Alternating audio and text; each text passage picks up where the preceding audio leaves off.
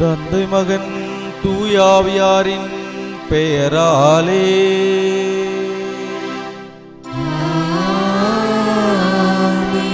நம் ஆண்டவராகிய இயேசு கிறிஸ்துவின் அருளும் கடவுளின் அன்பும் தூயாவியாரின் நட்புறவும் உங்கள் அனைவரோடும் இருப்பதாக.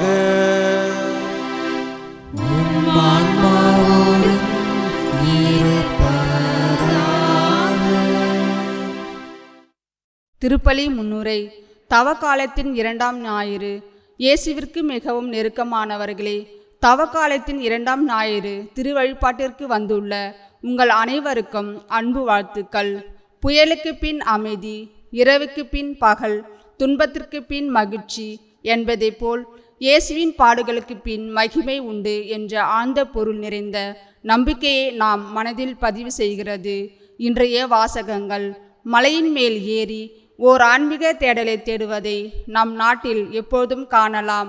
அன்று இஸ்ரேல் மக்கள் மத்தியில் இந்த நிகழ்வுகள் உண்டு என்பதை விவிலியத்தில் காணலாம்.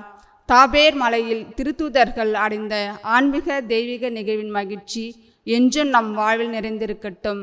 மகிழ்ச்சியான தாபோர் மலைக்கும் துன்பமான கெத்சமனே தோட்டத்திற்கும் அதே சீடர்களை அழைத்து செல்கிறார். அதே போல அன்றாட வாழ்வில் பல மகிழ்ச்சியான ஆறுதலான நேரங்களில் இறைவன் நம்மை உறுதிப்படுத்துகிறார். சந்திக்கவிருக்கும் துன்பங்களை தாங்கும் சக்தியை தருகிறார். ஆனால் நாம் அதை பலமுறை கண்டு கொள்வது கிடையாது. துன்பங்கள் மட்டுமே நமக்கு பெருஞ்சுமையாக இருக்கிறது. எந்நாளும் எந்நேரமும் நம்மை வழிநடத்தும் இயேசுவின் பிரசன்னத்தில் வாழ்வோம். காற்றில் ஆடும் நாணலை போல் நாமும் இயேசுவோடு இணைந்திருந்தால் அச்சம் என்பது இல்லை நம் வாழ்வில். எனவே இன்பத் துன்பங்களை ஏற்றுக்கொண்டு இயேசுவோடு இரண்டர கலந்து வாழ வேண்டி அருள் வரங்கள் இன்றைய திருப்பலி கொண்டாட்டத்தில் மன்றாடுவோம். வாரீர். இன்றைய வழியிலே உலக அமைதிக்காக, சிறப்பாக உக்ரைன் ரஷ்யா இந்த போர் நிறுத்தத்திற்காக இறையருளை வேண்டி செபிப்போம். தூய மறை நிகழ்வுகளை கொண்டாட நாம் தகுதி பெறும் பொருட்டு நமது பாவங்கள், குற்றங்கள், குறைகள் அனைத்தையும் ஏற்றுக்கொண்டு ஆண்டவரிடத்தில் மன்னிப்பை வேண்டுவோம். எல்லாம் வல்ல இறைவனிடமும் சகோதர சகோதரிகளிடமும் நான் பாவியை ஏற்றுக்கொள்கிறேன். ஏனெனில் சிந்தனையாலும் சொல்லாலும் செயலாலும் கடமையில் தவறினாலும் பாவங்கள் பல செய்தேன். என் பாவமே, என் பாவமே, என் பெரும் பாவமே. ஆகையால் எப்பொழுதும் கன்னியான புனித மரியாவையும் வானதூதர் புனிதர் அனைவரையும் சகோதர சகோதரிகளே உங்களையும் நாம் இறைவனாகிய ஆண்டவரிடம் எனக்காக வேண்டிக் கொள்ள மன்றாடுகிறேன். இல்லாமல் அன்பு இறைவன் நம்மீது இரக்கம் வைத்து நமது பாவங்கள், குற்றங்கள் அனைத்தையும் மன்னித்து நம் அனைவரையும் நிறைவாழ்வை நோக்கி அழைத்து செல்வாராக. ஆமென்.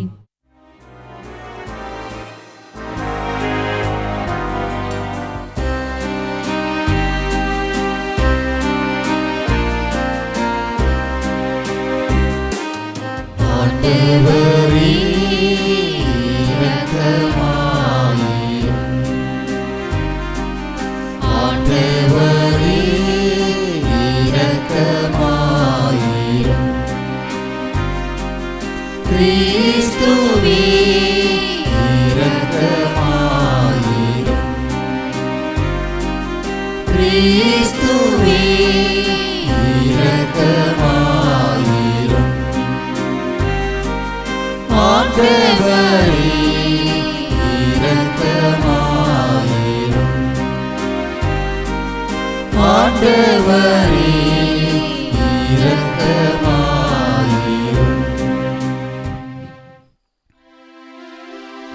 மன்றாடுவோமாக. இறைவாவும் அன்பு திருமகனுக்கு நாங்கள் செவிசாய்க்க எங்களுக்கு கட்டளையிட்டு உமது வார்த்தையினாலும் எங்கள் உள்ளத்துக்கு ஊட்டமளிக்க திருவிழம் கொண்டீரே. ஆக ஒளியால் நாங்கள் தூய்மையாக்கப்பட்டு உமது மாட்சியை கண்டு என்றும் மகிழ்ந்திருக்க எங்களுக்கு அருள்வீராக.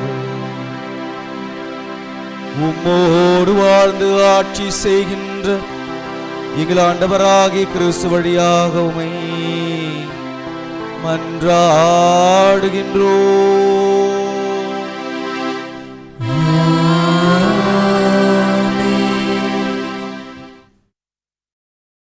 முதல் வாசகம்.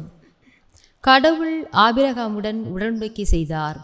தொடக்க நூலிலிருந்து வாசகம். அதிகாரம் 15, இறை வார்த்தைகள் 5 முதல் 12 மற்றும் 17 முதல் 18 மற்றும் 21 முடிய. அந்நாள்களில் ஆண்டவர் ஆபிரகாமை வெளியே அழைத்து வந்து, வானத்தை நிமிர்ந்து பார், முடியுமானால் விண்மீன்களை எண்ணிப்பார், இவற்றைப் போலவே உன் வழி மரபினரும் இருப்பர் என்றார். ஆபிரகாம் ஆண்டவர் மீது நம்பிக்கை கொண்டார். அதை ஆண்டவர் அவருக்கு நீதியாக கருதினார். ஆண்டவர் ஆபிரகாமுடன், இந்நாட்டை உனக்கு உரிமை சொத்தாக அளிக்க உன்னை கல்தேயரின் ஊர் என்ற நகரிலிருந்து இங்கு அழைத்து வந்த ஆண்டவர் நானே என்றார். அதற்கு ஆபிரகாம், என் தலைவராகிய ஆண்டவரே, இதை நான் உரிமையாக்கி கொள்வேன் என்பதை எப்படி தெரிந்து கொள்வேன் என்றார். ஆண்டவர் ஆபிரகாமுடன் 3 வயதுள்ள இளம் பசு, 3 வயதுள்ள வெள்ளாடு, 3 வயதுள்ள செம்மறியாடு, ஒரு காட்டுப்புறா, ஒரு மாடப்புறா ஆகியவற்றை என்னிடம் கொண்டு வா என்றார். ஆபிரகாம் இவற்றையெல்லாம் அவரிடம் கொண்டு வந்து அவைகளை 2 கூறுகளாக வெட்டி ஒவ்வொரு பகுதியையும் அதற்கு இணையான பகுதிக்கு எதிரெதிரே வைத்தார். ஆனால் பறவைகளை அவர் வெட்டவில்லை. துண்டித்த உடல்களை பறவைகள் தின்ன வந்தபோது ஆபிரகாம் அவற்றை விரட்டிவிட்டார். கதிரவன் மறையும் நேரத்தில் ஆபிரகாமுக்கு ஆழ்ந்த உறக்கம் வந்தது. அச்சுறுத்தும் காரிருள் அவரை சூழ்ந்தது. கதிரவன் மறைந்ததும் இருள் படர்ந்தது. அப்பொழுது புகைந்து கொண்டிருந்த தீச்சட்டி ஒன்றும் எரிந்து கொண்டிருந்த தீப்பந்தம் ஒன்றும் அந்த கூறுகளுக்கிடையே சென்றன. அன்றே ஆண்டவர் ஆபிரகாமுடன் ஓர் உடன்படிக்கை செய்து, எகிப்தில் உள்ள ஆற்றில் இருந்த யூப்ரதீசு பேராறு வரை உள்ள இந்நாட்டை உன் வழி மரபினருக்கு வழங்குவேன் என்றார். ஆண்டவரின் அருள்வாக்கு. இறைவனுக்கு நன்றி.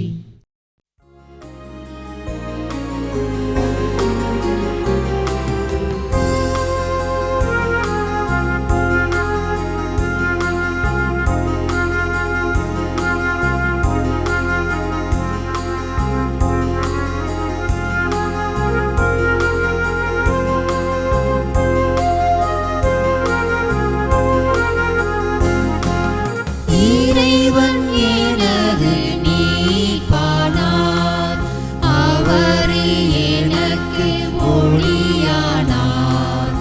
அவரை கொண்டு நான் வாழ எவரை கண்டும் பயமில்லை.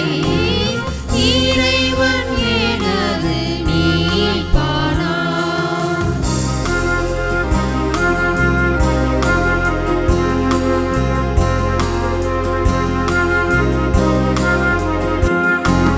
வாழ்வில் இறைவன் துணையானார், வாழும் எனக்கு உயிரானார். வாழ்வில் இறைவன் துணையானார், வாழும் எனக்கு உயிரானார். தீயோர் என்னை வளைத்தாலும் தீமையானுக விட மாட்டார். தீமையானுக விட மாட்டார். இறைவன் எனது மீட்பானார், அவரே எனக்கு ஒளியானார். அவரை கொண்டு நான் வாழ எவரை கண்டும் பயமில்லை. இறைவன் எனது மீட்பானார்.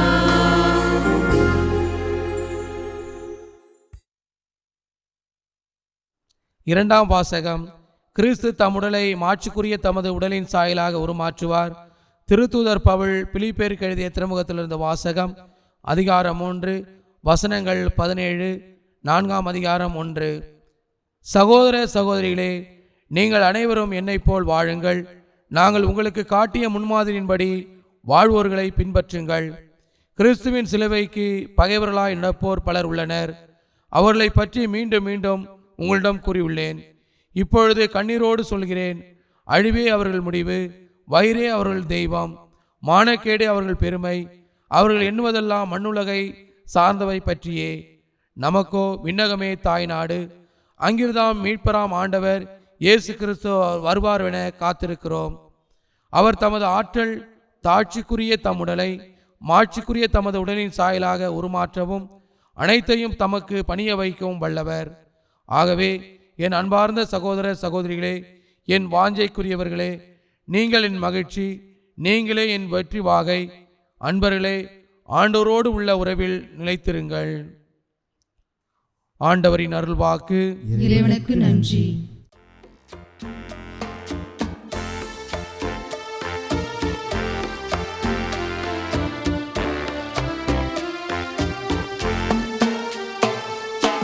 ஆயத்தன் மந்தையை காப்பது போல ஆண்டவர் நம்மை காக்கின்றார். ஆயத்தன் மந்தையை காப்பது போல ஆண்டவர் நம்மை காக்கின்றார். ஒளிரும் மேகத்தினின்று தந்தையின் குரலொலி கேட்டது.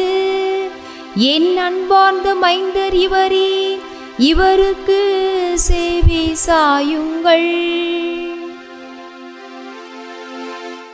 ஆயத்தன் மந்தையை காப்பது போல ஆண்டவர் நம்மை காக்கின்றார். ஆயத்தன் மந்தையை காப்பது போல ஆண்டவர் நம்மை காக்கின்றார். ஆண்டவர் உங்களோடு இருப்பாராக.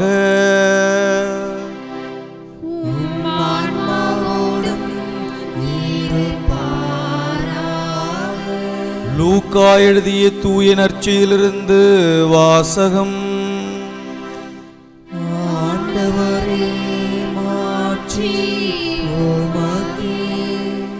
அதிகாரம் 9, இறைவார்த்தைகள் 28 36 முடிய. அக்காலத்தில் இயேசு பேதுருவையும் யோவானையும் யாக்கோபையும் கூட்டிக் கொண்டு இறைவனிடம் வேண்டுவதற்காக ஒரு மலை மீது ஏறினார். அவர் வேண்டிக் கொண்டிருந்த போது அவரது முகத்தோற்றம் மாறியது. அவருடைய ஆடையும் வெண்மையாய் மின்னியது. மோசே, எலியா என்னும் இருவர் அவரோடு பேசிக் கொண்டிருந்தனர். மாட்சியுடன் தோன்றிய அவர்கள் எருசலேமில் நிறைவேற இருந்த அவருடைய இறப்பை பற்றி பேசிக் கொண்டிருந்தார்கள். பேதுருவும் அவரோடு இருந்தவர்களும் தூக்க கலக்கமாயிருந்தார்கள். அவர்கள் விழித்தபோது மாட்சியோடு இலங்கிய அவரையும் அவரோடு நின்ற இருவரையும் கண்டார்கள். அவ்விருவரும் அவரை விட்டு பிரிந்து சென்றபோது பேதுரு இயேசுவை நோக்கி, ஆண்டவரே, நாம் இங்கேயே இருப்பது நல்லது. உமக்கு ஒன்றும் மோசேவுக்கு ஒன்றும் எலியாவுக்கு ஒன்றுமாக 3 கூடாரங்களை அமைப்போம் என்று தாம் சொல்வது என்னென்று தெரியாமலே சொன்னார். இவற்றை அவர் சொல்லிக் கொண்டிருக்கும் போது ஒரு மேகம் வந்து அவர்கள் மேல் நிழலிட்டது. அம்மேகம் அவர்களை சூழ்ந்தபோது அவர்கள் அஞ்சினார்கள். அந்த மேகத்தினின்று, இவரே என் மைந்தர், நான் தேர்ந்து கொண்டவர் இவரே, இவருக்கு செவிசாயுங்கள் என்று ஒரு குரல் ஒலித்தது. அந்த குரல் கேட்டபொழுது இயேசு மட்டும் இருந்தார். தாங்கள் கண்டவற்றில் எதையும் அவர்கள் அந்நாட்களில் யாருக்கும் சொல்லாமல் அமைதி காத்தார்கள்.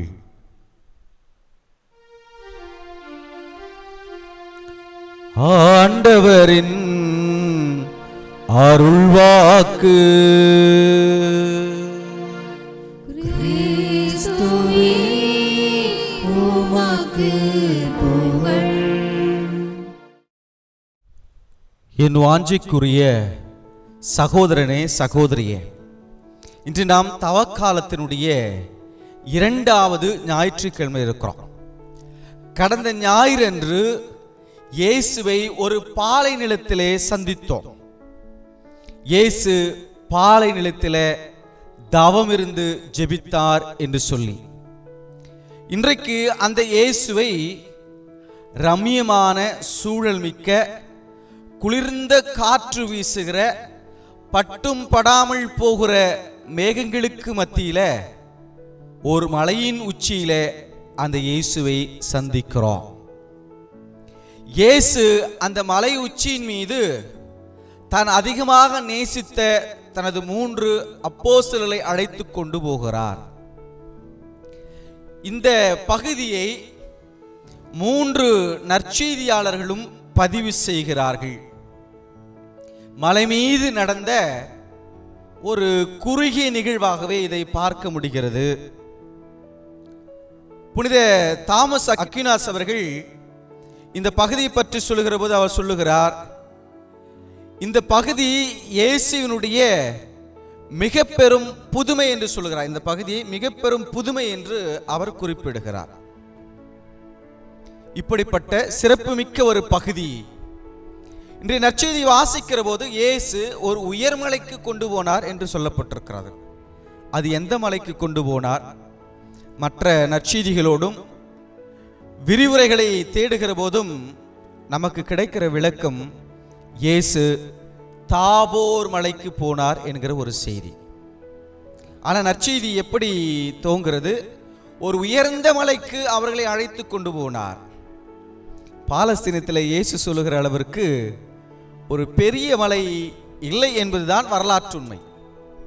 ஆனால் இயேசு இன்றைக்கு இருக்கிற இடம் என்பது பிலிப்பு செசாரியாவினுடைய பகுதிக்கு அருகாமலே இருக்கிறார். அப்படி என்றால் இதற்கு அருகாமல் இருக்கிற ஒரு பெரிய மலை என்று சொல்லக்கூடியது எர்மோன் மலை என்று சொல்லக்கூடியதுதான் ஒரு பெரிய மலை அங்கே இருக்கிறது. இந்த மலை ஏறக்குறைய 9200 அடி உயரத்தில் இருக்கிறது. தாபோர் மலை என்று சொல்லக்கூடியது 2000 அடிக்கு கீழான ஒரு பகுதியாகவே விவிலிய அறிஞர்கள் சொல்லுகிறார்கள். அப்படி என்றால் இயேசு இன்று நிற்கிற அந்த இடத்தினுடைய கணிப்பிலே பார்க்கிற போது இயேசு உருமாறிய இடம் தாபோர் மலை அல்ல, இது எர்மோன் மலையாக இருக்கலாம் என்றே கணிக்கப்படுகிறது. ஆனாலும் இன்றைய பகுதி எப்படி இருக்கிறதோ அதை அப்படியே எடுத்துக்கொள்கிறோம் நம்முடைய இன்றைய விளக்கத்திற்காக, இன்றைய ஒரு தேடலுக்காக. இன்றைக்கு இயேசு ஒரு மலைக்கு அழைத்து கொண்டு போகிறார். மலை என்பது என்ன?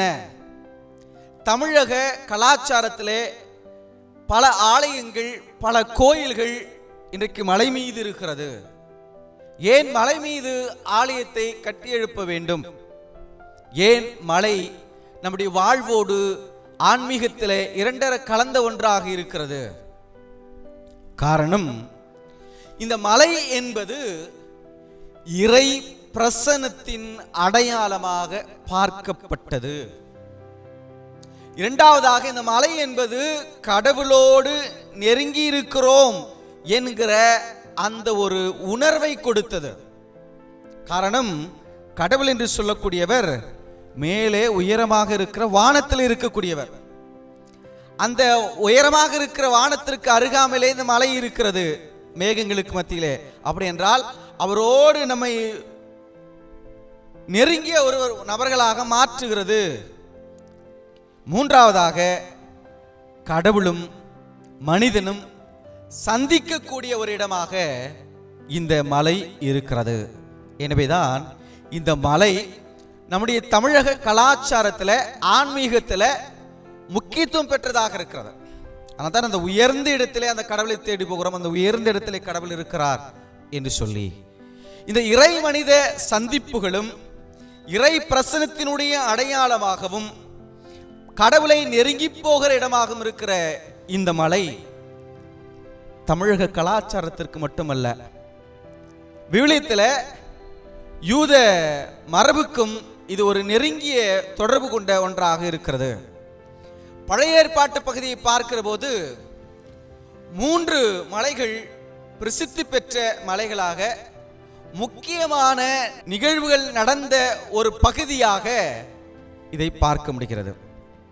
முதல் பகுதி, ஆபிரகாம். கடவுள் ஆபிரகாமை அழைக்கிறார்.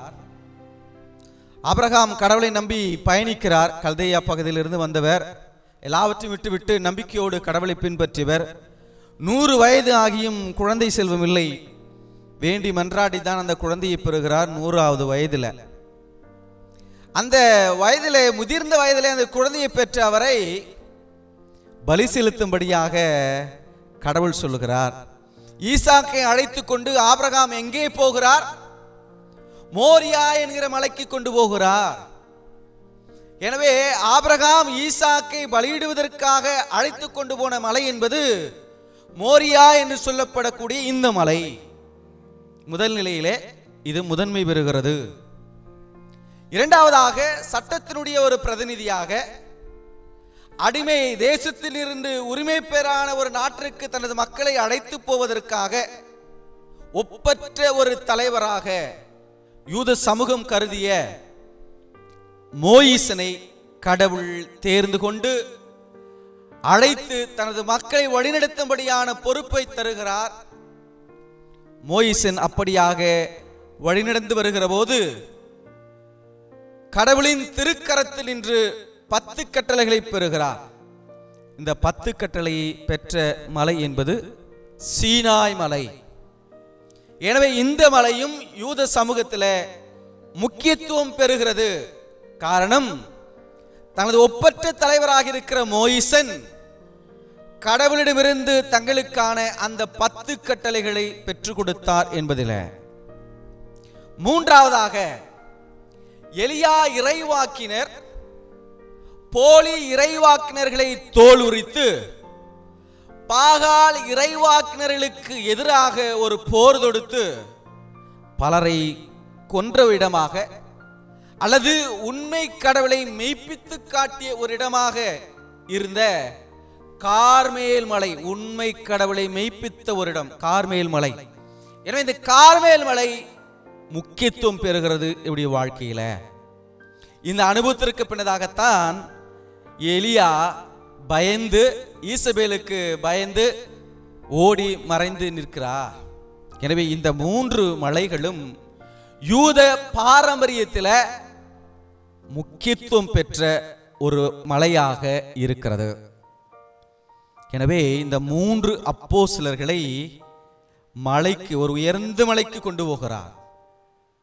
இந்த 3 அப்போஸ்தலர் யார் மீண்டுமாக பார்க்க வேண்டியிருக்கிறது. இந்த 12 பேர்களை ஏன் இந்த 3 பேர் மட்டும் முக்கியத்துவம் பெறுகிறது? ஏன் 12 பேரையும் அழைத்து கொண்டு போகவில்லை? இந்த 3 பேர் இயேசுவோடு நெருங்கிய ஒரு நண்பர்களாகவே, சகோதரர்களாகவே இருந்தவர்கள். இயேசுவால் அதிகமாக அன்பு செய்யப்பட்டவர்கள் என்கிற அந்த பெயரை பெற்றவர்கள் இந்த 3 பேருமே. மற்ற அப்போஸ்தலர் இன்று என்ன அப்படி இவர்களுக்கு முக்கியத்துவம் என்று கேட்கலாம். நிச்சயமாக மற்ற அப்போஸ்தலரை போல இவர்களுக்கும் குறை உண்டு. பேதுரு இயேசுவை மறுதலித்தவர். யோவானும் யாக்கோபுவும் அரியணை கேட்டவர்கள். வலப்புறத்தில் ஒருவருமாக இடப்புறத்தில் ஒருவருமாக அமர்வதற்கான அரியணை கேட்டவர்கள். குறை உள்ளவர்கள் தான் இவர்கள். குறை உள்ளவர்களாக இருந்தாலும் இயேசுவால் அதிகமாக அன்பு செய்யப்பட்டவர்கள், அன்பு சீடர்கள் என்கிற பெயரை பெற்றவர்கள். எனவே இந்த சிறப்பு நிகழ்வுக்காக இந்த 3 பேரையும் கூட்டுக்கொண்டு ஒரு உயர்மலைக்கு போகிறார். ஏன் இயேசு கிறிஸ்து இந்த உயர்ந்த மலைக்கு இவர்களை அழைத்து கொண்டு போக வேண்டும்? ஜெபிப்பதற்காக. லூக்கா மிக தெளிவாகவே இன்றைக்கு பல செய்திகளை விவரித்திருக்கிறார். இறைவனிடம் தனிமையாய் ஜெபிப்பதற்காக அப்போஸ்தலரை அழைத்து கொண்டு இந்த உயர்ந்த மலைக்கு போகிறார். இந்த உயர்ந்த மலைக்கு அழைத்து கொண்டு போன இந்த நிகழ்வு என்பது இந்த 3 அப்போஸ்தலருடைய வாழ்க்கையிலும் நடைபெற்ற ஒரு சிறப்பு அனுபவம். இயேசுவுக்கு சிறப்பு அனுபவம் அல்ல, இந்த 3 அப்போஸ்தலர்களுக்கும் ஒரு சிறப்பு அனுபவம். ஏன் இந்த சிறப்பு அனுபவத்தை தருவதற்காக இவளை அழைத்து கொண்டு போக வேண்டும்? இந்த நிகழ்ச்சிக்கு முந்தைய பகுதியை பார்த்தோம் என்று சொன்னால், இயேசு 3 முறை தனது மரணத்தை அறிவிப்பு செய்கிறார். இந்த 3 முறையிலும் 3 இடங்களிலும் அப்போஸ்தலர்கள் இயேசுவை சரியாக புரிந்து கொள்ளவில்லை. முதல் நிலையில பேதுரு இது வேண்டாம் என்று சொல்லி இயேசுவை தடுக்கிறார். தூரே போ சாத்தானே என்று சொல்லி இயேசு விரட்டுகிறார். இரண்டாவது நிலையிலே யோவானும் யாக்கோபுவும் வலப்புறத்தில் ஒருவரும் இடப்புறத்தில் ஒருவருமாக என்று கேட்கிறார்கள்.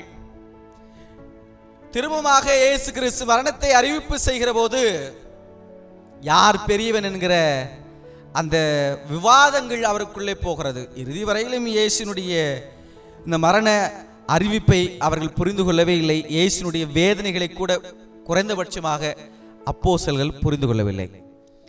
இந்த புரிந்து கொள்ளப்படாத நிலையிலேதான் அப்போஸ்தலர்களுக்கான ஒரு சிறப்பு அனுபவத்தின் வாயிலாக ஒரு பெரிய ஒரு பாடத்தை புகட்டுவதற்காக இங்கு கொண்டு போகிறார்.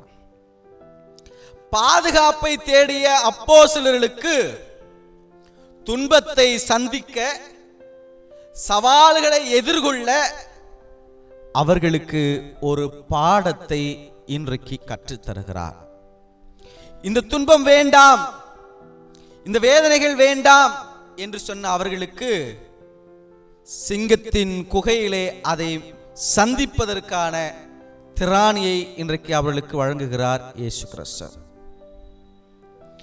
இந்த நிலையிலேதான் உயர்ந்த மலையில இயேசுடைய இந்த உருமாற்றம் நடைபெறுகிறது. ஏன் இந்த உருமாற்றம்? இயேசு கிறிஸ்து இதுவரையிலும் அப்போஸ்தலரோடு ஒரு மனிதனாகவே இறைத்தன்மை கொண்டவராக இருந்தாலும் மனித நிலையிலே தான் அவர்களோடு இருந்திருக்கிறார். இறைத்தன்மையை அவர்கள் கண்டுணரவில்லை, ஒரு மனிதனாக மட்டுமே பார்த்திருக்கிறார்கள். எனவே இந்த மலை அனுபவம் அவரின் இறை சாயலை வெளிப்படுத்துகிறது. இதுவரையிலும் மனிதனாக பார்த்த அவர்கள் இன்றைக்குத்தான் ஒரு இறைவனாக, ஒரு கடவுளாக இந்த மலையிலே பார்க்கிறார்கள். எனவே இறைத்தன்மை வெளிப்படுத்துவதற்காக இந்த உருமாற்றம். இரண்டாவதாக தனது மாட்சிமையை வெளிப்படுத்துவதற்கான ஒன்றாக இந்த உருமாற்றம் அமைந்தது. யோவானுடைய கடிதம் 1வது அதிகாரம் 14வது வசனத்துல இந்த காட்சிகளை கண்ட யோவான் எழுதுகிறார், அவரது மாட்சியை நாங்கள் கண்டோம் என்று சொல்லி.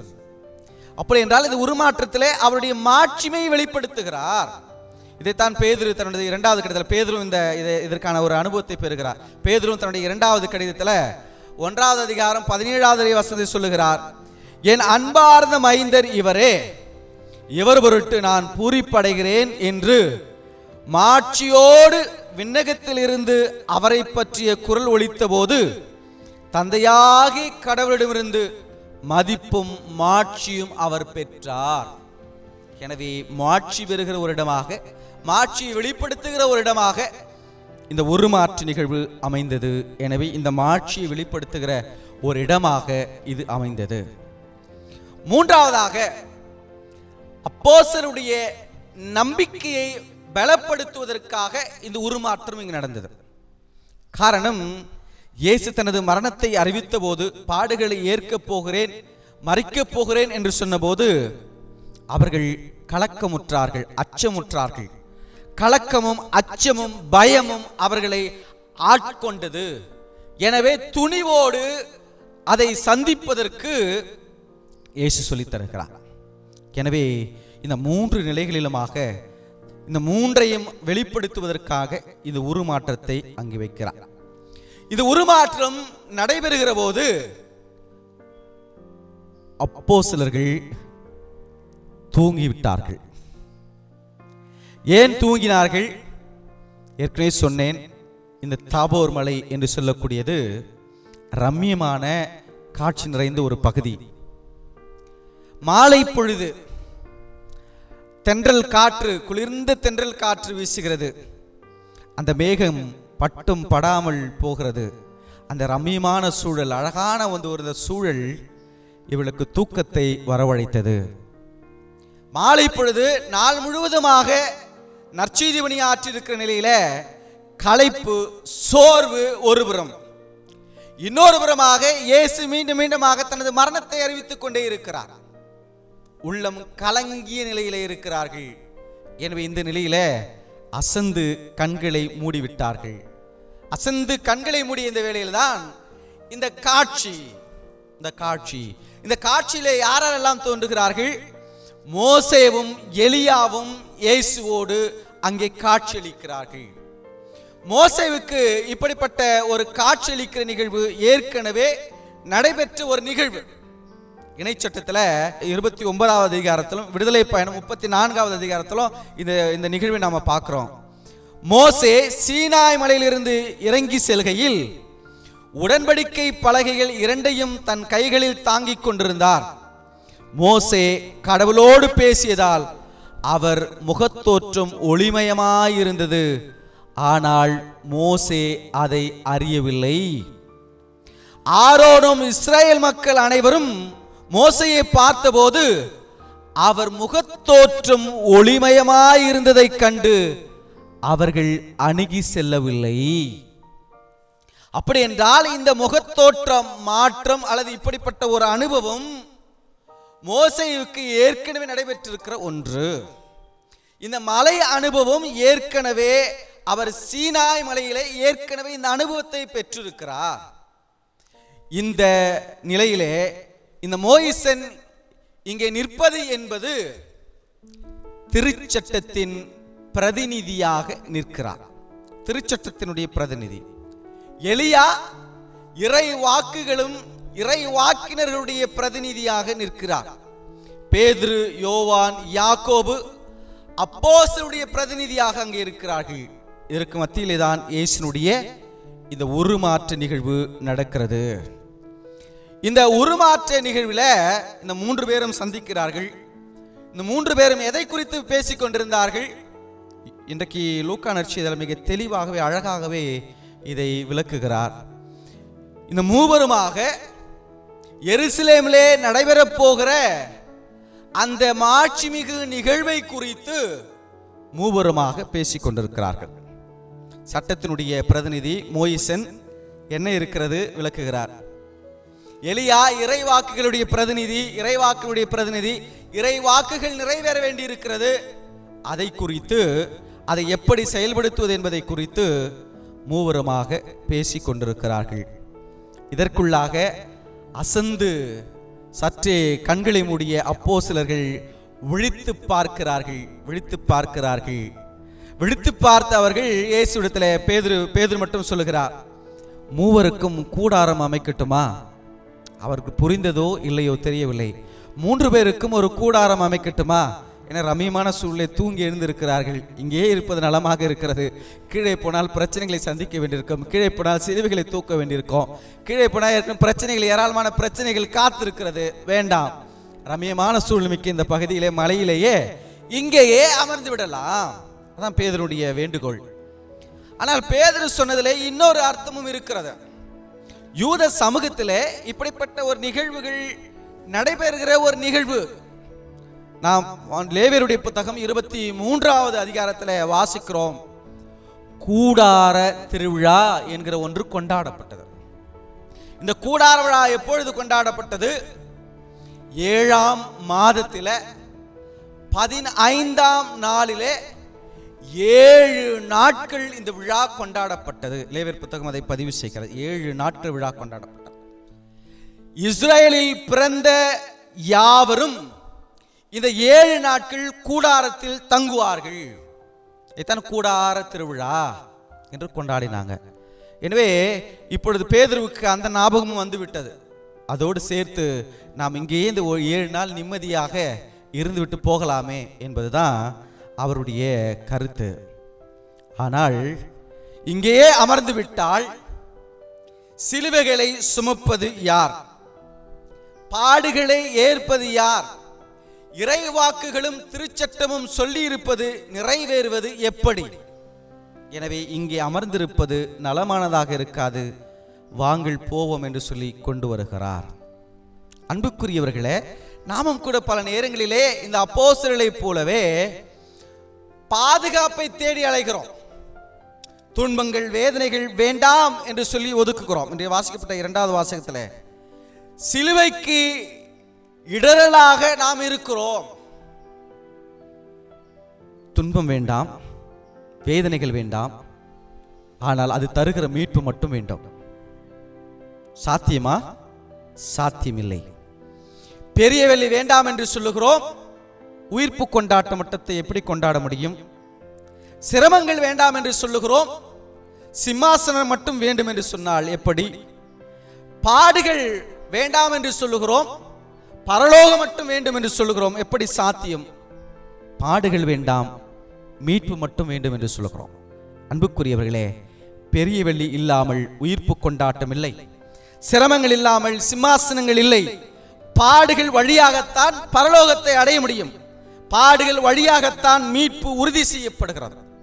எனவே இந்த வேளையில அப்போஸ்தலரை போல கலக்கமும் குழப்பமும் ஏமாற்றமும் பயமும் அச்சமும் நம்மை சூழ்ந்திருந்தாலும் அவைகளை சந்திப்பதற்கு திராணியை கேட்போம். கடவுளிடத்தில் இந்த சிலுவைகளை சுமப்பதற்கான பலத்தை கேட்போம். ஆண்டவரே, ஒவ்வொரு நாளும் எங்களுடைய சிலுவைகளை தூக்கி கொண்டு உன் பின்பாக பயணிப்பதற்கு மனத்திடனையும் தெம்பையும் எங்களுக்குள்ளாக தந்திரலும். பயந்து ஒளிந்து விடாமல், ஓடி ஒளிந்து விடாமல், சிங்கத்தின் குகையிலே அந்த பிரச்சனைகளை சந்திப்பதற்கு மன வலிமையை தாரும். உம்மை நாங்கள் முன்மாதிரியாக கொண்டு எங்களுடைய வாழ்க்கை பயணத்திலே எல்லா சிரமங்களையும் கடந்து வர, வேதனைகளை கடந்து வர, மலை போல இருக்கிற பிரச்சனைகள், மலைத்து போய் நிற்கிற பிரச்சனைகளை எல்லாவற்றையும் உடைத்து சுக்குநூறாக மாற்றிட எங்களுக்கு வல்லமைகளை தா, ஆற்றலை தா என்று கேட்போம். இந்த தவக்காலத்திலே நாம் மேற்கொள்ளுகிற தவ முயற்சிகள் இதற்கான ஒரு ஆசீர்வாதத்தை நமக்கு பெற்று தரட்டும். தவக்காலத்தில் நம்முடைய உண்ணா நோன்புகள், ஒருத்தல்கள், ஜெபங்கள், வேண்டுதல்கள், தர்ம காரியங்கள், நற்காரியங்கள் இவளை எல்லாம் இயேசு ஆண்டவரை அணுகி செல்வதற்காக நம்மை தூய்மையாக்கட்டும். அது புடம் போடட்டும். இந்த தவக்காலம் அற்புதத்தின் காலமாக, ஆசீர்வாதத்தின் காலமாக, காருண்யத்தின் காலமாக, மன்னிப்பின் காலமாக, இது தந்தையின் அன்பை, இரக்கத்தை பெற்றுக்கொள்கிற ஒரு காலமாக, இறை மனித உறவை புதுப்பிக்கிற ஒரு காலமாக, மனிதனோடு இருக்கிற அந்த உறவை புதுப்பிக்கிற ஒரு காலமாக, தனக்குள்ளாக இருக்கிற அந்த உறவை புதுப்பிக்கிற ஒரு காலமாக, மாற்றத்தின் காலமாக இது அமைந்திட தொடர்ந்து இறையருளை வேண்டுவோம். மாற்றம் வாழ்வில் வரட்டும் என்று சொல்லி ஆண்டவரிடத்தில் வரம் கேட்போம்.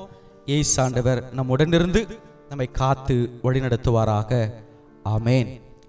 எழுந்து நின்று நமது நம்பிக்கையை அறிக்கை செய்வோம்.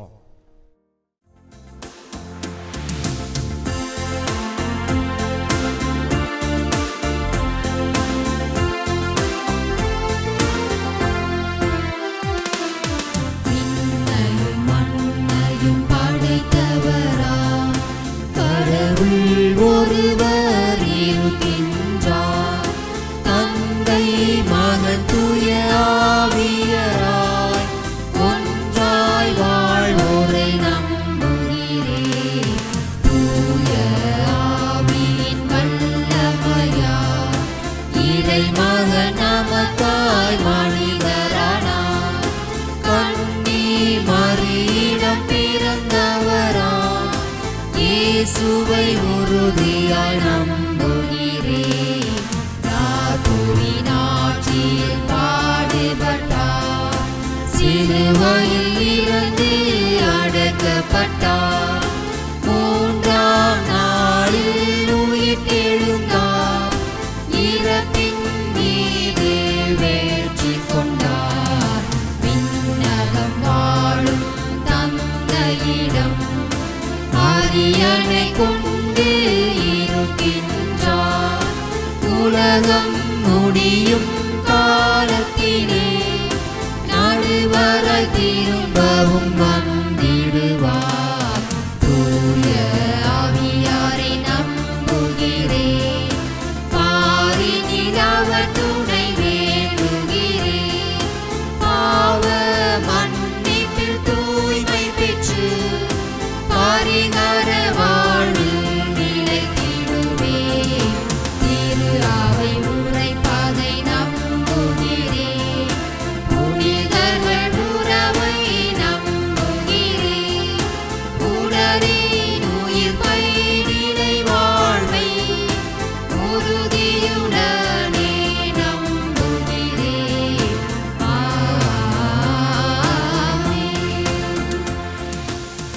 இது இனிய வேளையில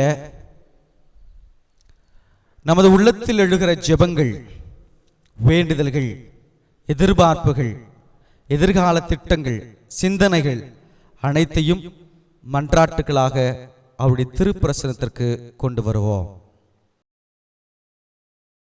உடன்படிக்கை நாயகனே எம் இறைவா, இத்தவக்காலத்தில் திரு அவையின் திருத்தந்தை, ஆயர்கள், துறவரத்தார் மற்றும் பொது நிலையினர் ஆகியோர் இறைமகன் இயேசுவை உறுதியாக பற்றி கொண்டு அவர் வழியில் செல்லவும், எதிர்வரும் வாழ்வியல் நிகழ்வுகள் எப்படி இருந்தாலும் எம் பெருமான் இயேசுவின் காலடிகளே எம் சுவை என்று பற்றி நிற்பவர்களுக்கு எல்லா நாளுமே உருமாற்றம்தான் என்பதை உணர்ந்து இத்தவக்காலத்தை பயன்படுத்த வேண்டி வரங்களை அருள வேண்டுமென்று இறைவா மன்றாடுகிறோம். ஆண்டவரே, எங்கள் மன்றாட்டை கேட்டருளும். எங்களை வளமான உமது நிறைவாழ்வுக்கு இட்டுச் செல்லும் இறைவா, எங்கள் குடும்பங்கள் பவுலடியார் கூறியது போல திருத்தூதர்களைப் போல் வாழ்ந்திடவும், விண்ணகமே எமது தாய்நாடு, அங்கிருந்து வரும் இறைமகன் இயேசுவிற்காக காத்திருக்கவும், மாட்சிக்குரிய அவரின் உடல் போன்று உருமாற்றம் பெற்றிடவும் வேண்டிய வரங்களை பொழிய வேண்டுமென்று இறைவா மன்றாடுகிறோம். ஆண்டவரே, எங்கள் மன்றாட்டை கேட்டருளும். நிலையான நாடு விண்ணகமே என்று உணர்த்திய எம் இறைவா, அரசியல் தலைவர்கள் இவ்வுலக சொத்துக்களையும் புகழையும் சேர்க்க வேண்டும் என்ற எண்ணத்திலிருந்து விடுபட்டு மக்களின் நலன்கள் காக்கும் தன்னலமற்ற போக்கை கடைபிடிக்கவும், நாட்டில் நடைபெறவிருக்கும் தேர்தல் சிறப்பாக நடைபெற்று இந்திய நாட்டின் பன்மைத்தன்மையும் மனித உரிமைகளையும் பாதுகாக்கும் தகுதியான தலைவர்களை தேர்வு செய்ய நல்ல ஞானத்தையும் மக்கள் உள்ளத்தில் பொழிந்து மக்களுக்கு நல்லதொரு எதிர்காலத்தையும் வளமான வாழ்வையும் தர வேண்டுமென்று இறைவா மன்றாடுகிறோம். ஆண்டவரே, எங்கள் மன்றாட்டை கேட்டருளும். அருட்செல்வங்களின் நாயகனே எம் இறைவா, இப்பொழுது எம் தமிழகத்தில் அரசு தேர்வு எழுதும் எல்லா மாணவ மாணவிகள் அனைவரும் தேவையான உடல் உள்ள சுகமும் தேர்விற்கு தேவையான ஞானத்தையும் மன தைரியத்தையும் கொடுத்து பெற்றோர்களின் அன்பும் தேற்றமும் பெற்று தங்களின் எதிர்கால வாழ்வில் வெற்றி பெறவும், அதன் மூலம் புதுவாழ்வு அடைய வேண்டிய வரங்களை தர வேண்டுமென்று இறைவா மன்றாடுகிறோம். ஆண்டவரே, எங்கள் மன்றாட்டை கேட்டருளும். ஏழைகளுக்கு இறங்குபவன் கடவுளுக்கு கடன் கொடுக்கிறான் என்று கூறிய எம் இறைவா, உலகம் முழுவதும் உணவின்றி உடையின்றி வாழ்வை இழந்து உம்மையே நம்பியிருக்கும் ஏழைகள், அனாதைகள், கைவிடப்பட்டவர்கள், வறுமையில் வாடுவோர், தனிமையில் தவிப்போர் போன்ற இவர்களின் தேவைகளை சந்தித்து தங்கள் அன்பையும் அரவணைப்பையும் பகிர்ந்தளிக்க தேவையான நல்ல மனப்பக்குவத்தை எமக்கு இத்தவக்காலத்தில் தர வேண்டுமென்று இறைவா மன்றாடுகிறோம். ஆண்டவரே, எங்கள் மன்றாட்டை கேட்டருளும். எங்களை அதிகமாக அன்பு செய்கிற எங்களுடைய நேசப்பிதாவே, இந்த புதிய நாளுக்காக, இந்த புதிய வாரத்திற்காக உமக்கு நன்றி சொல்லுகிறோம். இந்த தவக்காலத்தினுடைய 2வது வாரத்தில் உருமாற எங்களுக்கு அழைப்பு தருகிறீர். மாற்றங்கள் எங்களுக்குள்ளாக நுழைவதற்கு எங்களை அனுமதிக்க நீர் என்றைக்கு சொல்லித் தருகிறீர். மாற்றத்தை ஏற்றுக்கொள்வதற்கு எங்களுக்கு பாடத்தை சொல்லித் தருகிறீர். நன்றி சொல்லுகிறோம்.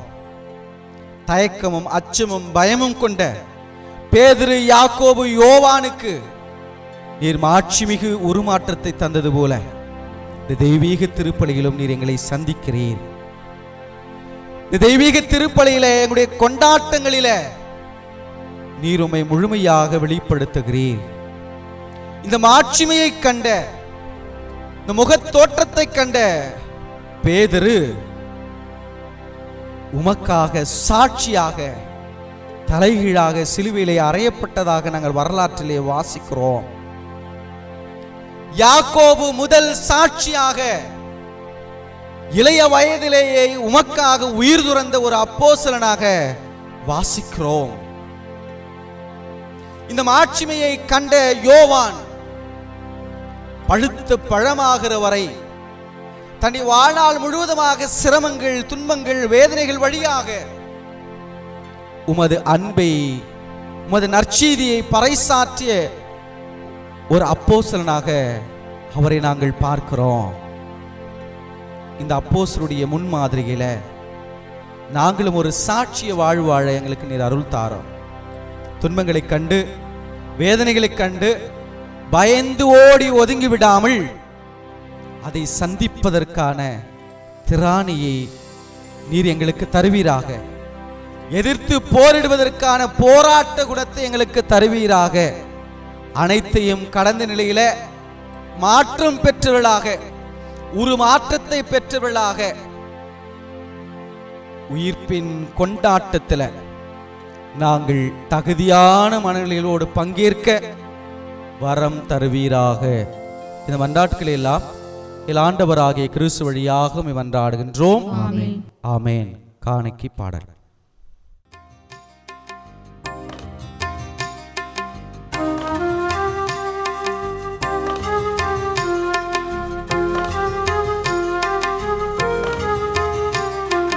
காணிக்கை தந்தோம் கர்த்தாவே, ஏற்றுக்கொள் எம்மையே இப்போதே.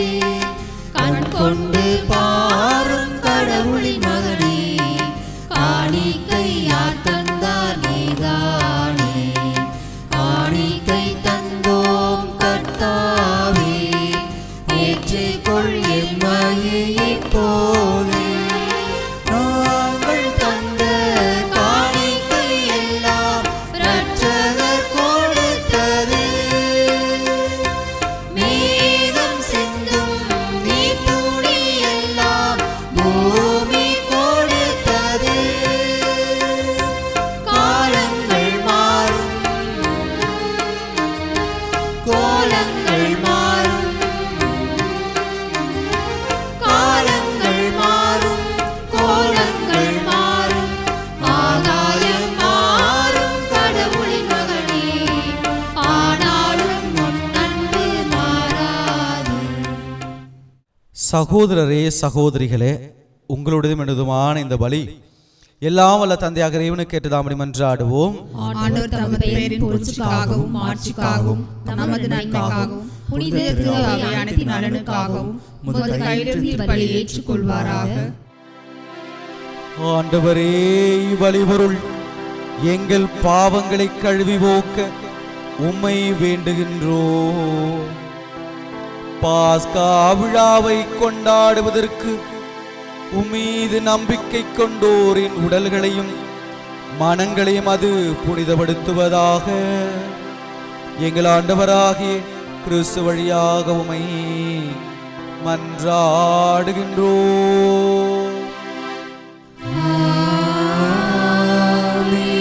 ஆண்டவர் உங்களோடு இருப்பாராக.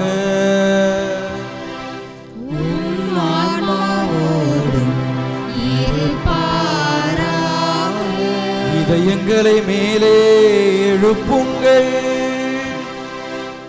ஆண்டவரிடம் எழுப்பியுள்ளோம். நாம் இறைவனாகிய ஆண்டவருக்கு நன்றி கூறுவோம். அது தகுதியும் நீதியும் ஆனதே. ஆண்டவரே, தூயவரான தந்தையே,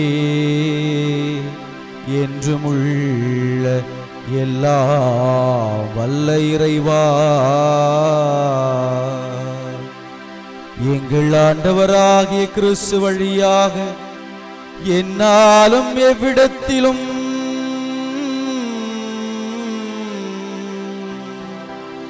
நாங்கள் உமக்கு நன்றி செலுத்துவது மெய்யாகவே தகுதியும் நீதியுமாகும். எங்கள் கடமையும் மீட்புக்குரிய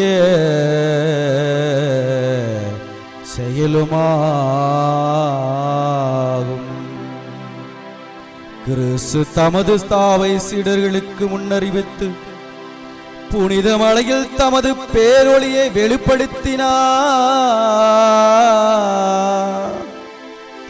அதனால் சட்டமும் இறைவாக்கினரும் சான்று பகர்ந்தவாறு தம் பாடுகள் வழியாகவே உயிர்ப்பின் மாட்சிக்கு தாம் வந்து சேர வேண்டும் என்பதை அவர் விளங்கச் செய்தார். ஆகவே ஆற்றல் மிகுந்த விண்ணவரோடு சேர்ந்து நாங்களும் இந்த மண்ணுலகில் இடையராது உமது மாட்சியை கொண்டாடி முடிவின்றி ஆர்ப்பரித்து பாடுவதாவது.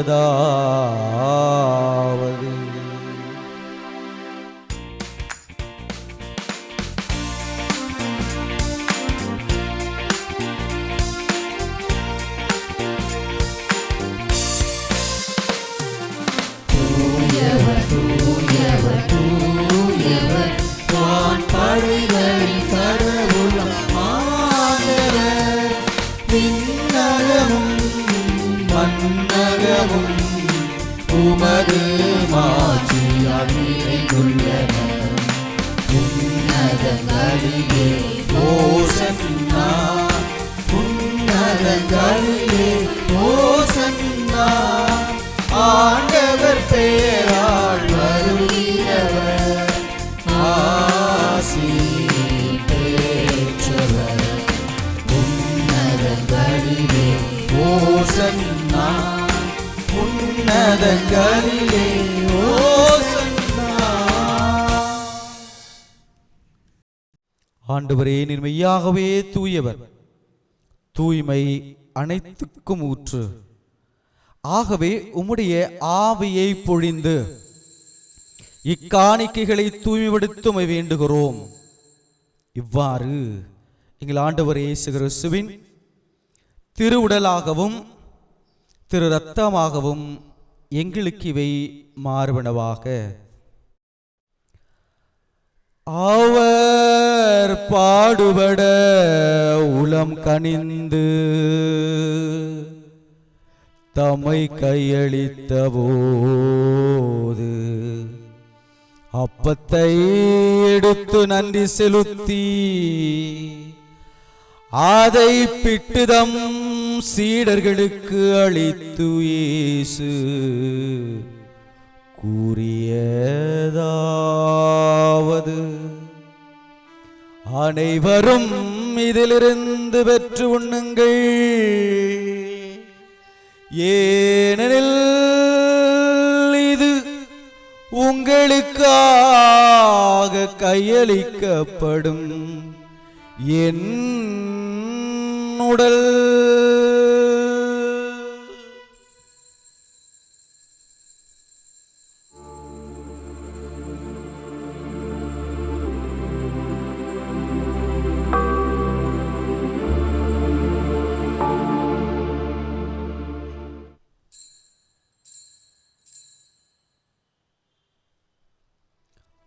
வண்ணமே இரவு விருந்தை அருந்திய பின்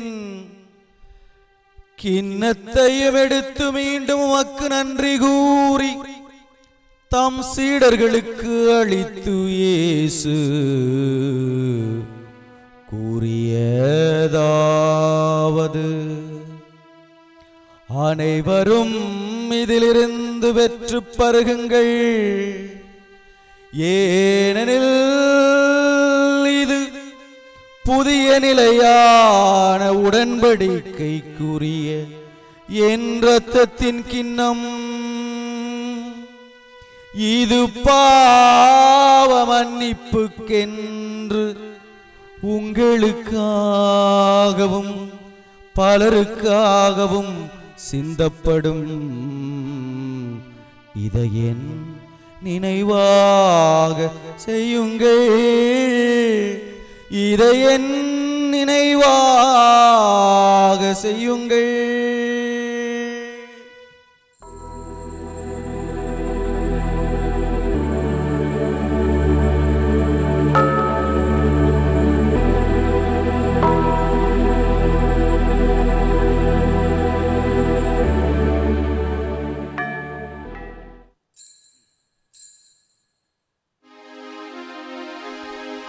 நம்பிக்கையின் மறைபொருள்.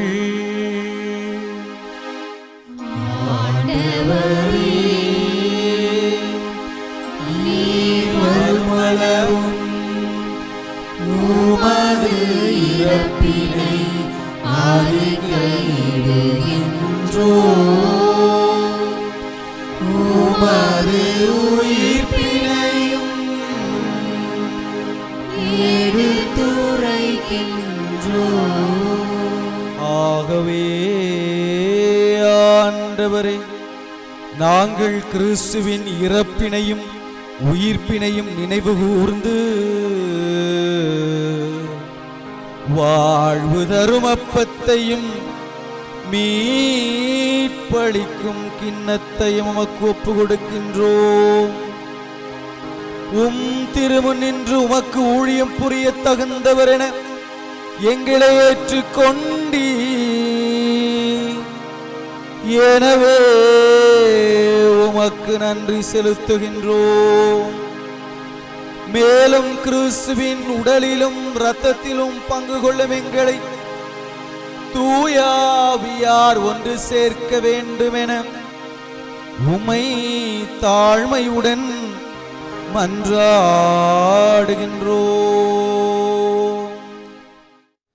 ஆண்டவரே, உலகெங்கும் பரவியிருக்கும் அது திரு அவையை நினைவு கூர்ந்தருளும். எங்கள் திருத்தந்தை பிரான்சிஸ், என்னுடைய ஆய நீதிநாதன், எல்லா திருநிலையினராகிய அனைவரோடும் உமது திரு அவை அன்பில் நிறைவு பெறச் செய்தருளும். மேலும் உயிர்த்தெழும் எதிர்நோக்குடன் துயில் கொள்கிற எங்கள் சகோதர சகோதரிகளையும் இறந்தோர் அனைவரையும் இரக்கத்துடன் நினைவு கூர்ந்து உமது திருமுக ஒளியினுள் ஏற்றருளும். எங்கள் அனைவர் மீதும் இரக்கமாயிரும். கடவுளின் கன்னித்தாயன புனித மரியா, அவருடைய கணவரான புனித யோசேப்பு, புனித திருத்தூதர்கள், இவ்வுலகில் உமக்கு உகந்தவராய் வாழ்ந்தோர் ஆகிய புனிதர் அனைவருடனும் நாங்கள் இலைவாழ்வில் பங்கு கொள்ளும் தகுதி பெற்று உம் திருமகன் இயேசு கிறிஸ்து வழியாக உம்மை புகழ்ந்தேத்தும் வரமருள உம்மை மன்றாடுகின்றோம்.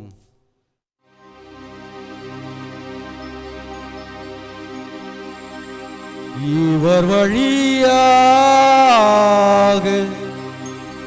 இவரோடு இவரில்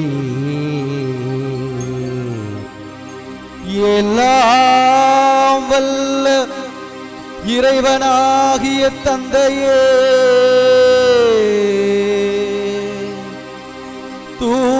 தூயாவியாரின் ஒன்றிப்பில் எல்லா புகழும் ஆட்சியும் என்றென்றும் உமக்கு உரியதே.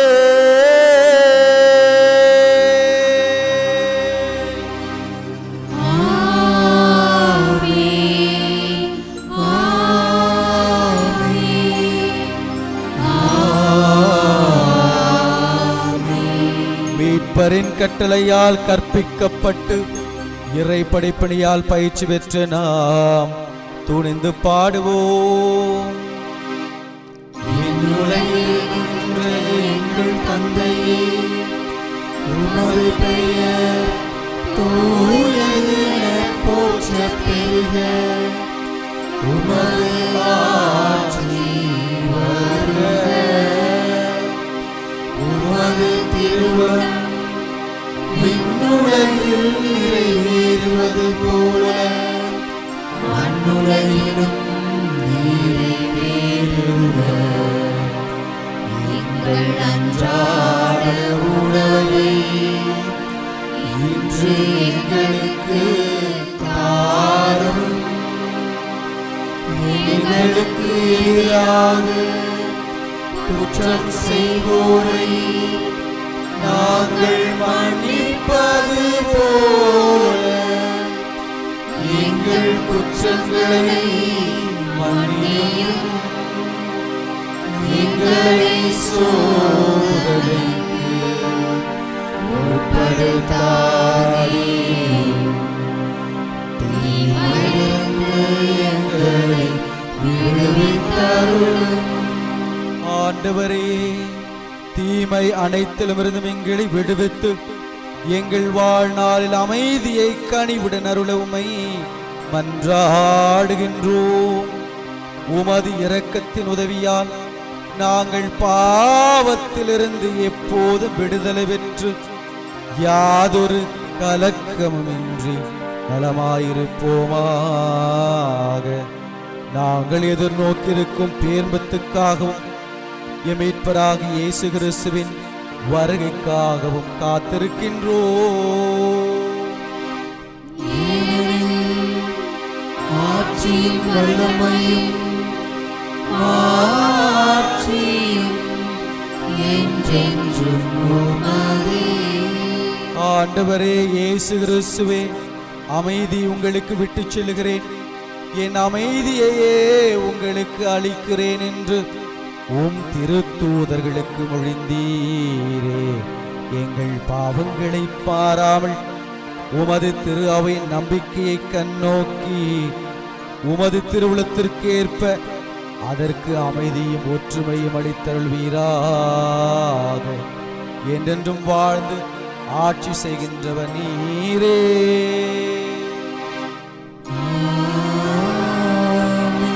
ஆண்டவருடைய அமைதி உங்கள் அனைவரோடும் என்றும் இருப்பதாக.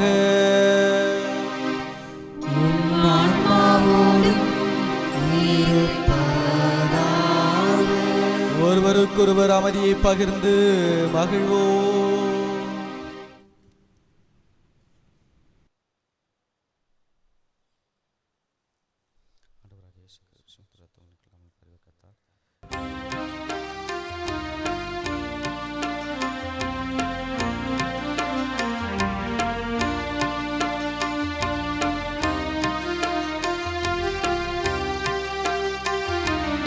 உலகின் பாவம் போக்கும் இறைவனின் செம்மறியே, எம்மேல் இரக்கம் வையும். உலகின் பாவம் போக்கும் இறைவனின் செம்மறியே, எம்மேல் இரக்கம் வையும். உலகின் பாவம் போக்கும் இறைவனின் செம்மறியே, எமக்கு அமைதி அருளும். எமக்கு அமைதி அருளும்.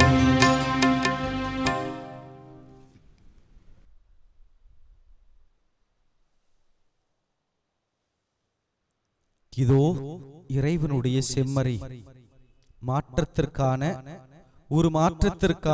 அழைப்பை தருகிற கடவுள். இந்த விருந்திலே பங்கேற்க வந்திருக்கிற நம் அனைவரும் பேறு பெற்றோர். ஆண்டவரே, நீர் என்னிடத்தில் எழுந்திட நான் தகுதியற்றவன். ஆனால் ஒரு வார்த்தை மட்டும் சொல்லியருளும், எனது ஆன்மா நலமடையும். முடிவில்லா வாழ்வு அளிப்பதாக.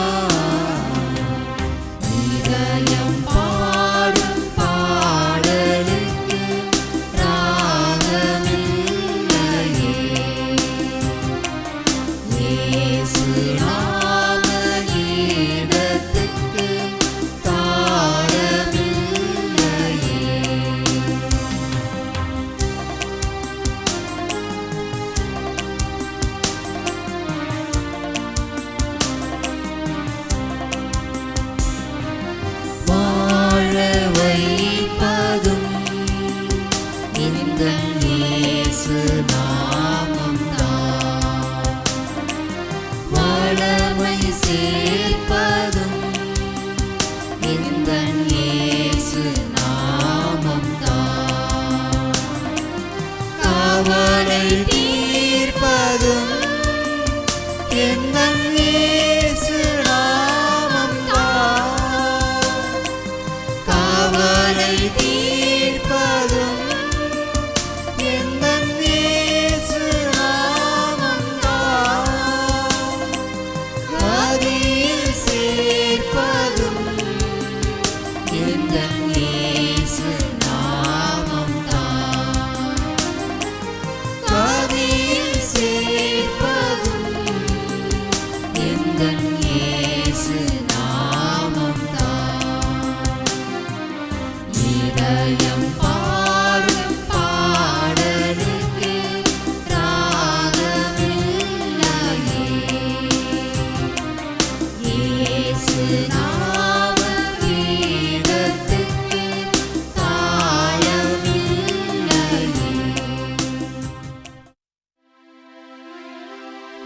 நன்றி கூறி மன்றாடுவோமாக. ஆண்டவரே, இந்த உலகில் வாழும் நாங்கள் ஏற்கனவே விண்ணுலக வாழ்வில் பங்கு பெற அருள் கூர்ந்தீ. மாட்சிக்குரிய மறை நிகழ்வுகளை பெற்றுக்கொண்ட நாங்கள் உமக்கு செலுத்துகிற நிறை நன்றியே ஏற்றல்வீராக. எங்கள் ஆண்டவராகிய கிறிஸ்து வழியாக உமை மன்றாடுகின்றோம்.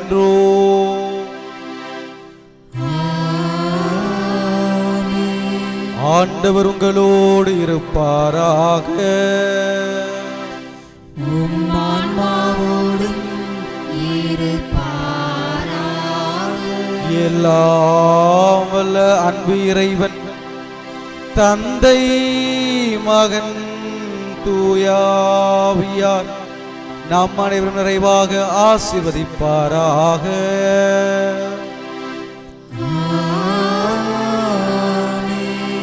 மாற்றம் பெற்றவர்களாக மாற்றம் பெற்றவர்களாக வாழ சென்று வாழுங்கள்.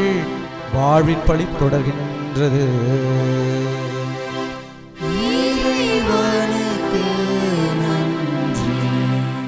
இயேசுவில் பிரியமானவர்களே, தவக்காலத்தினுடைய 2வது ஞாயிற்றுக்கிழமையிலே உங்களை சந்திப்பதிலே மிக்க மகிழ்ச்சி. இந்த தவக்காலத்தினுடைய தவ முயற்சிகளை நீங்கள் ஏற்கனவே துவங்கியிருப்பீர்கள் என நினைக்கின்றேன். இந்த தவக்கால முயற்சிகள் அர்த்தமுள்ள தவக்கால முயற்சிகளாக, அது ஆண்டவரிடத்தில் நம்மை கொண்டு போய் சேர்க்கிற ஒரு முயற்சிகளாக இருக்க வாழ்த்துகிறேன். நீங்கள் தேடுகிற அந்த ஆண்டவரை, நீங்கள் தேடுகிற அந்த அமைதியை, மகிழ்ச்சியை இந்த தவக்காலத்தில் கண்டுகொள்ள உங்களுக்காக ஜெபிக்கிறேன். நீங்களும் எனக்காக தொடர்ந்து ஜெபியுங்கள். இந்த தவக்காலத்தினுடைய எல்லா புதன்கிழமைகளிலும் மாலை 6:30 மணிக்கு ஆங்கிலத்தில் திருச்சிலுவை பாதையும் அதனைத் தொடர்ந்து ஆங்கிலத்தில் திருப்பலியும் நடைபெறும். எல்லா வெள்ளிக்கிழமைகளும் இந்த தவக்காலத்தில் மாலை 6 மணிக்கு திருச்சிலுவை பாதையும் அதனை தொடர்ந்து திருப்பலியும் நடைபெறும் என்பது திருநிகழ்வில் பங்கேற்று பயன்பெற அன்புடன் வேண்டுகின்றோம். அடுத்த ஞாயிற்றுக்கிழமை 20ஆம் தேதி தவக்காலத்தினுடைய 3வது ஞாயிற்றுக்கிழமை. எனவே 2 மொழிகளிலே தியானமானது ஏற்பாடு செய்யப்பட்டிருக்கிறது. ஆங்கிலத்திலே பங்கேற்க விருப்பமுள்ளவர்கள் காலை 6 மணி முதல் 9 மணி வரையில ஆங்கிலத்தில் தியானமானது நடைபெறுகிறது. எனவே இந்த தியானத்திலே பங்கேற்று பயன்பெற அன்போடு வேண்டுகின்றோம். தமிழிலே பங்கேற்க விருப்பமுள்ளவர்கள் காலை 9 மணி முதல் மாலை 5 மணி வரையிலும் இந்த தியானமானது தமிழிலே நடைபெறுகிறது. எனவே இந்த தியானங்களிலே முழுமையாய் பங்கேற்று பயன்பெற அன்புடன் வேண்டுகின்றோம். கவலை எதுவும் வேண்டாம். அன்றைய நாளில் உங்களுக்கான உணவுகள், தேநீர் எல்லாமே ஏற்பாடு செய்யப்பட்டிருக்கிறது. அமைதியில ஆண்டவருடைய சன்னிதானத்தில் இந்த நாள் முழுவதுமாக இறை சிந்தனைகளை பெற்றுக்கொண்டு இந்த தியானத்தை அல்லது இந்த தவக்காலத்தை அர்த்தமுள்ள ஒரு தவக்காலமாக மாற்றிக்கொள்ள அன்புடனே அழைக்கின்றேன். இந்த தவக்காலத்தினுடைய பல்வேறு விதமான செலவினங்களை தாங்கிக் கொள்ள விரும்புகிறவர்கள் நீங்கள் என்னை சந்திக்கும்படியாக அன்புடைய வேண்டுகிறோம். இறை ஆசிர் இந்த தவக்காலத்தினுடைய எல்லா நாட்களும் ஆசீர்வாதத்தின் காலமாக, இறை இரக்கத்தினுடைய காலமாக, ஆண்டவரின் அளவற்ற அன்பை உணர்கிற காலமாக இருக்கிற வாழ்த்துகிறேன். தொடர்ந்து ஜெபியுங்கள். இறைவன் என்றென்றும் வாழ்த்து பெறுவாராக.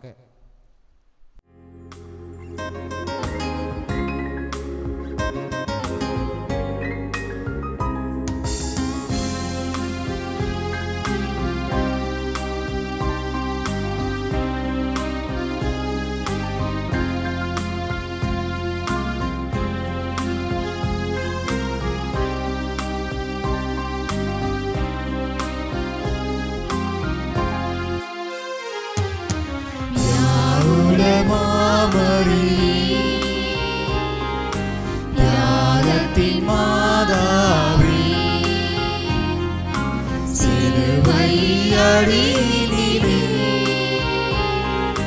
சிந்தை நொந்தழுதாயோ வியாகுல மாமரி ஞானத்தின் மாதாவே சிலுவை அடியினிலே சிந்தை நொந்தழுதாயோ